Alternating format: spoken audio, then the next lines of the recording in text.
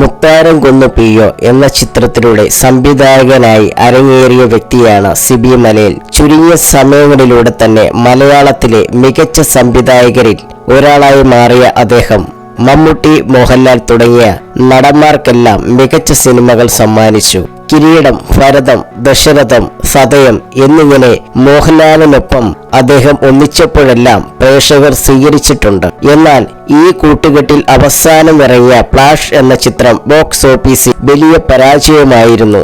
2007 ഇറങ്ങിയ ഫ്ലാഷ് ബാക്കിന് ശേഷം ഇരുവരും ഒന്നിച്ച് ഒരു സിനിമ മലയാളി പ്രേക്ഷകർ കണ്ടിട്ടില്ല.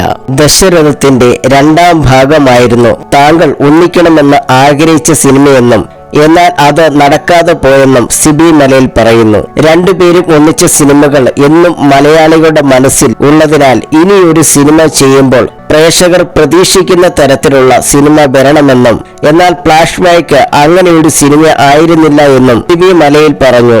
കൗമുദി മൂവീസിനോട് സംസാരിക്കുകയായിരുന്നു അദ്ദേഹം. സിനിമയിൽ എപ്പോഴും നമ്മൾ പ്രതീക്ഷിക്കുന്നത് പോലെ നടക്കില്ല.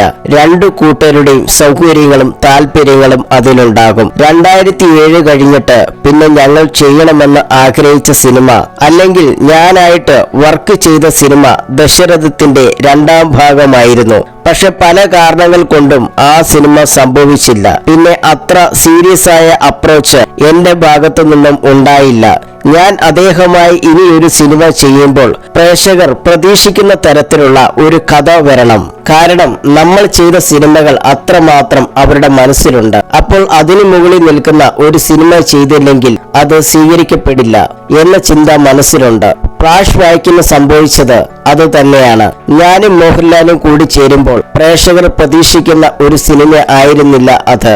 ആ തിരിച്ചറിവിൽ നിന്നും ഇനി അത്രയും കോൺഫിഡൻസ് തരുന്ന സിനിമ ചെയ്യാം എന്നായിരുന്നു ഇത്രയും വലിയ ഒരു ഗ്യാപ്പ് വരാൻ കാരണമായത് സിബി മലയിൽ പറഞ്ഞു. 2017 ഇറങ്ങിയ സൈക്കോളജിക്കൽ ക്രൈം ത്രില്ലർ ചിത്രമാണ് ഫ്ലാഷ് ബാക്ക്. മോഹൻലാൽ മിഥുൻ മാധവൻ എന്ന മനഃശാസ്ത്രജ്ഞനായി എത്തിയ ചിത്രത്തിൽ പാർവതി തിരുത്തായിരുന്നു നായിക.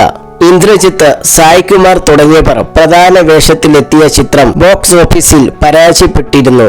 എസ് ബാസുരാജചന്ദ്രയായിരുന്നു ചിത്രത്തിന്റെ രചന നിർവഹിച്ചത്.